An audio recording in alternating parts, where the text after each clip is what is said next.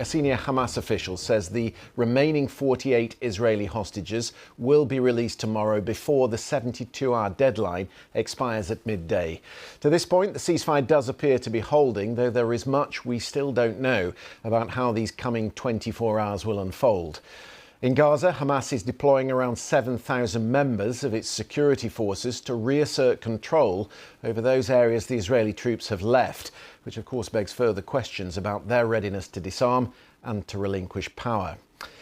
Let me show you then some of the pictures from Gaza. We're looking here at the live shot from Khan Yunis in the south of the Strip, where for the past couple of hours we have been seeing aid trucks passing through. We have seen some people carrying food and supplies that they've recently picked up. Plenty of waving and celebrating too. In fact, we've seen children playing in the road this morning. This is Gaza City. Over 300,000 people have returned since Friday, more arriving all the time, despite the fact there's very little to come back to. The city lying in ruins, most of the water wells are out of service, the aid yet to arrive in any meaningful quantities.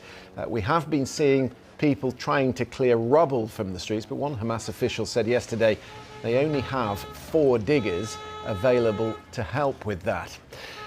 Here's a view of the border at Kerem Shalom. So this is the main crossing point for any of the humanitarian aid heading into Gaza from Israel.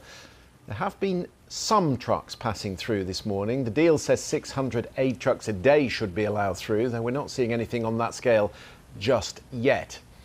And this is Hostages Square in Tel Aviv, where the crowds have begun to arrive through the morning. They wait patiently. This is where the celebration will be largely focused on Monday, when the remaining hostages are released. As for the diplomacy, well, that will start tomorrow. We know that President Trump will be joining 20 other leaders at a summit in the Egyptian resort of Sharm el-Sheikh to sign the agreement to end the war. They will be working to fill in some of the blanks in this peace plan. Sir Keir Starmer and the French President Emmanuel Macron have both confirmed they will attend. Downing Street said the Prime Minister will be there to pay tribute to Donald Trump's leadership and the diplomatic efforts of Egypt, Qatar and Turkey. Our correspondent Barbara Plett-Usher has sent this report from the celebrations last night in Hostages Square in Tel Aviv. For 2 years, they've come here every Saturday night. Now, Hostage Square vibrated with hope that this would be the final rally. President Trump, clearly the hero, his daughter taking the stage. And the president wanted me to share, as he has with so many of you personally, that he sees you, he hears you, he stands with you, always.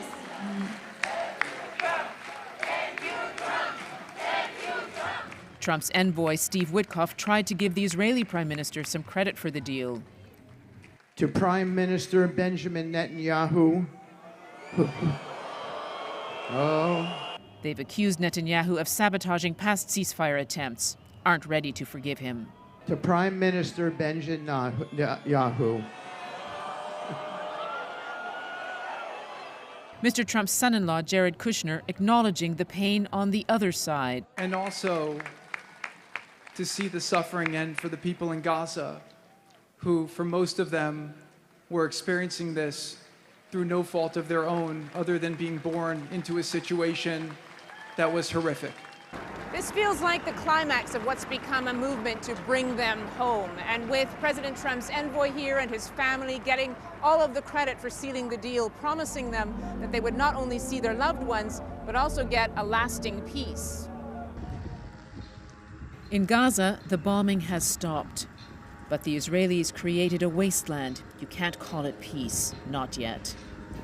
And into this void has mobilized 7,000 fighters, reasserting control amidst uncertainty about who will govern Gaza now. Hundreds of thousands of Gazans are making the journey home, displaced again and again by the war. It's finally safe to return. Finding, though, that there is nothing to go back to. The scale of destruction is hard to take in. For many, everything is lost. My house, which I built 40 years ago, was gone in a moment. All my brothers are gone, my nephews too. What's left in the world? Even death is better than the struggle we are in. This is the best chance for ending the war. But there are so many questions and obstacles, so much to rebuild for a lasting peace. Barbara Platt-Usher, BBC News, Tel Aviv. Well, as you will have seen in Barbara's report there were boos from the crowd in Tel Aviv when Steve Witkoff mentioned the name of the Israeli Prime Minister. But here's a section of the speech in which he praised the resilience of the hostages and the families. From the depths of our hearts, we honor the families of the hostages.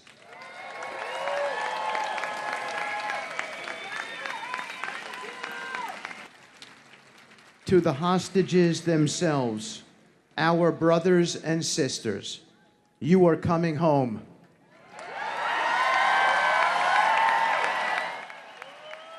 Steve Witkoff in Hostages Square last night. Let's bring in Middle East correspondent Yolande Knell, who is in Jerusalem for us. We'll continue to flick through these live pictures, Yolande, as we talk to you. I get the feeling from the scene last night in Hostages Square and in Gaza this morning, there's an uneasy calm at the moment. People are daring to hope, but there's a very delicate timeline yet to unfold.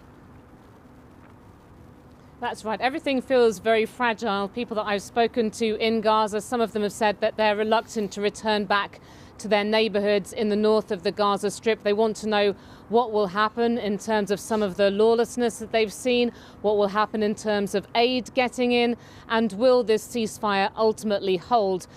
Still waiting to see what happens with this hostage release. Israeli media are saying that it's expected to take place tomorrow morning. The deadline is for midday local time for Hamas to hand back the remaining hostages. There are 48 in total, 20 of them believed to be alive, and it's been made clear that while the 20 living hostages must be returned, that some of the remains of the deceased hostages won't come back immediately. It's going to take longer to locate them inside Gaza, and there's a whole mechanism that's being set up involving the Red Cross to try to locate those remains, remove them from under any rubble that they may be hidden under, and to carry out DNA tests so that they can be positively identified. Yeah, it's going to be enormously complex. You talk about the mechanism. Do we have more detail on how this will unfold and how many will be freed and in what order? So we know that all of the hostages should come back at one time, and there should be no ceremonies of the kind that we saw during the previous ceasefire. At the same time, the hostages are being exchanged for prisoners, about almost 2,000 held in Israeli jails. Most of those will be going back to the Gaza Strip. They've been held without trial and charge during the course of the war. There are also about 250 Palestinians who've been serving sentences inside Israel. They've been convicted in many cases for deadly attacks on Israelis. They will be going back, and what we've heard is that the Israeli Prison Service has already moved some of these prisoners, some to a location in the south of the country near the border with Egypt, close to Gaza, and some to the Rafah military prison, which is just inside the occupied West Bank, close to Ramallah. And it's expected that the prisoners from there, we've already seen them being moved in buses. They will be the ones that are released into the West Bank and also into Jerusalem. Is there an agreed list of names of those Palestinians who will be released, Yolande, or is there still a disagreement between the parties on the list that was provided? There has now been a list of names that has been circulated, with many of the families being notified that their loved ones are due to be released from jail. But the Israeli military is putting out warnings to people in the West Bank and in Jerusalem that families must not hold any celebrations. That is part of the agreement, this initial phase of President Trump's agreement. There should be no ceremonies, no celebrations on either side. This should all happen in a low-key way, these family reunions.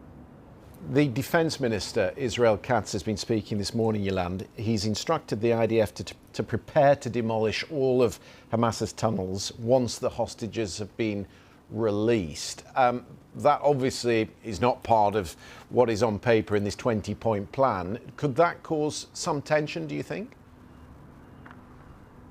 I think definitely. He said that will be carried out in full partnership and coordination with the US. We know that the Israelis now have about 200 US troops here who are involved in some of the coordination. A sort of center for coordination is being set up with the Americans in Israel to look at what happens in Gaza next. But there is so much to be discussed at this leaders summit that's due to take place in Sharm el-Sheikh tomorrow, presided over by President Trump himself. After he has spoken at the Israeli Knesset, he'll be flying off to Egypt to be there with the Egyptian President Abdel Fattah al-Sisi. We're expecting Sir Keir Starmer to be there, and the leaders of about 20 different countries looking at what are the next steps, because so much is unclear about exactly even what is in this ceasefire agreement and what happens next. And that will really worry people, the idea that Israel wants to carry out these large detonations inside Gaza, saying it's planning to get rid of the remaining tunnels there. Of course, Israeli forces do control still just over half of the territory in the Gaza Strip. And, you know, we have heard even in recent days sort of like loud explosions with the Israeli military saying that either acting defensively or that they have been attacking Hamas infrastructure.